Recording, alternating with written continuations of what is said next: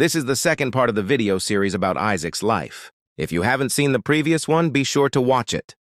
So the servant found the woman whom God had destined for Isaac. He told her why he had come and who he was. Upon hearing this, Rebekah quickly ran home and told her family what had happened. Rebekah had a brother, Laban, who, when he heard his sister's words, ran out to meet the servant and invited him into the house.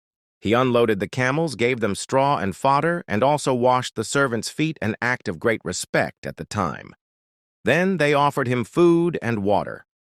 However, the servant refused to eat or drink until he had said everything he needed to say. So he told Laban, Rebekah's brother, and Bethuel, her father, everything that had happened, and he asked them to give Rebekah as a wife to Isaac. Since they were also believers in God, they did not resist his plan. So the servant gave valuable gifts to the family, and they celebrated together with a feast, staying the night there. In the morning, the servant wanted to return to Abraham, but Rebekah's brother and mother wanted her to stay for another 10 days so they could say their goodbyes. They could not agree, so they asked Rebekah what she wanted, and she agreed to leave immediately.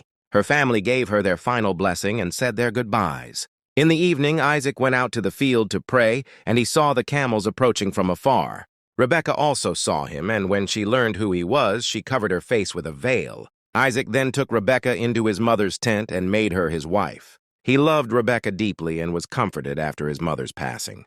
After that, however, a series of events happened with his father, Abraham, which had a great impact on him as well, starting with the fact that Abraham remarried, giving Isaac many half-siblings in addition to Ishmael.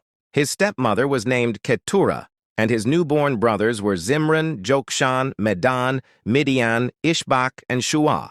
However, as Abraham neared the end of his life, he sent them away from Isaac and gave them gifts, while Isaac inherited all of his remaining wealth.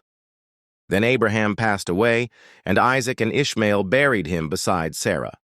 God blessed Isaac, thus fulfilling his promise to remain with his descendants forever. So after marrying Rebekah at the age of 40, it was discovered that she was barren and unable to have children. Isaac pleaded with the Lord, who heard his prayer, and Rebekah was able to conceive. However, the difficulties did not end there, as her sons struggled within her womb, causing her unbearable pain. She made the right decision, though, by asking God about it. He told her, "2 nations are in your womb, 2 peoples will be separated from within you. 1 people will be stronger than the other, but the older will serve the younger." When the time came for her to give birth, she indeed had twins. The older one was extremely hairy, so they named him Esau. The younger one was born grasping Esau's heel, so he was named Jacob. Thus, at the age of 60, Isaac had 2 sons, through whom his bloodline and the covenant with God would continue.